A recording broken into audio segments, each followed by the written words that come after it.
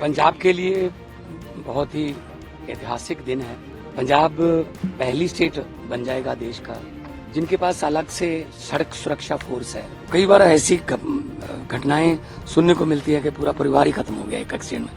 तो हम चाहते हैं कि ये पुण्य तो कम से कम हम कमाएं कि अगर 50% पे भी हम पहले टारगेट में आ गए तो कम से कम 3000 जानें बच सकती हैं। मुख्यमंत्री भगवंत सिंह मान के नेतृत्व वाली पंजाब सरकार ने सड़क सुरक्षा फोर्स का गठन करके ऐतिहासिक काम किया है। इसके जरिए सड़क दुर्घटनाओं में अब तक 45% की कमी आ चुकी है। ਸਾਡਾ ਮੇਨ ਮਕਸਦ ਹੈ ਜਿਵੇਂ ਕੋਈ ਸਾਡੇ ਰੂਟ ਦੇ ਵਿਚਕਾਰ ਜਾਂ ਕੋਈ ਨੀਅਰੈਸਟ ਰੋਡ ਤੇ ਕੋਈ ਐਕਸੀਡੈਂਟ ਹੋ ਜਾਂਦਾ ਹੈ ਤਾਂ ਪੀੜਤ ਨੂੰ ਮੁੱਢਲੀ ਸਹਾਇਤਾ ਦੇ ਕੇ ਨੀਅਰੈਸਟ ਹਸਪੀਟਲ ਐਡਮਿਟ करवाना है। हमें भी खुद पर गर्व महसूस होता है कि हम लोगों की जानें बचा पा रहे हैं। 144 से अधिक हाईटेक गाड़ियां सड़क सुरक्षा फोर्स को दी जा चुकी है। मुख्यमंत्री भगवंत सिंह मान के नेतृत्व में पंजाब प्रगति कर रहा है।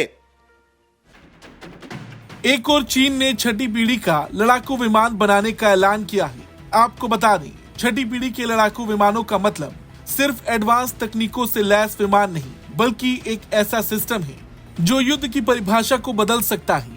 ऐसे में चीन की ओर से उठाया हुआ ये कदम कई देशों के लिए सिरदर्द बन गया है। लेकिन इस बीच फ्रांस का भी बड़ा बयान सामने आया है। दरअसल फ्रांसीसी नौसेना के एक अधिकारी ने कहा है कि ये विमान अभी एक सपना जैसा है, क्योंकि इन्हें पूर्ण विकसित लड़ाकू विमान के रूप में विकसित होने में काफी समय लगेगा। छठी पीढ़ी के विमान और राफेल और उनके साथ उनकी तुलना के बारे में पूछे जाने पर फ्रांसीसी नौसेना के carrier air wing commander Guillaume Denis ने एएनआई को बताया है कि छठी पीढ़ी का विमान अभी एक सपने जैसा है। लेकिन जब बात पांचवी पीढ़ी की आती है, राफेल सब्जेक्टिव टॉपिक है। राफेल स्टेल्दी नहीं है, बल्कि इसे नए सिरे से बनाया गया है एक ही समय में सभी मिशंस को करने में सक्षम होने के लिए, जो कि पांचवी पीढ़ी के विमान की विशेषताओं में से एक है। हम इसे हर 2 साल में अपग्रेड करने में सक्षम हैं।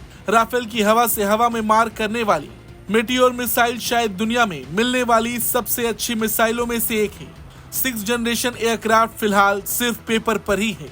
Yeah, 6 I think it's a bit of a dream right now, but if you want to talk about the 5th generation aircraft and the Rafale, actually the generation aircraft can be a bit subjective. The Rafale is a bit subjective topic.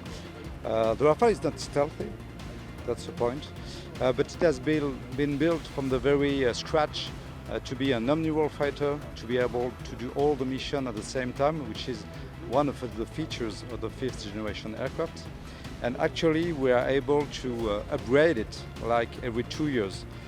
आपको बता दें, फ्रांसीसी नौसेना के Charles de Gaulle विमान वाहक strike समूह के हिस्से के रूप में फ्रांसीसी अधिकारी इन दिनों भारत में हैं और युद्धपोत के लड़ाकू विमान संचालन के प्रभारी हैं। सोशल मीडिया पर छठी पीढ़ी के चीनी विमान के दृश्य सामने आने के बाद भारतीय विमान कार्यक्रम पर बहुत गर्मागर्म बहस छिड़ गई है, जो किसी न किसी कारण से विलंबित हो गई।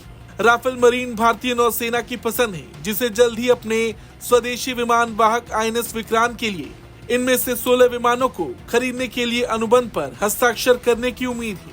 रही बात चीन की, तो आपको बता दें, मौजूदा वक्त में दुनिया में अभी ज्यादातर देशों की एयरफोर्स के पास चौथी पीढ़ी के विमान हैं।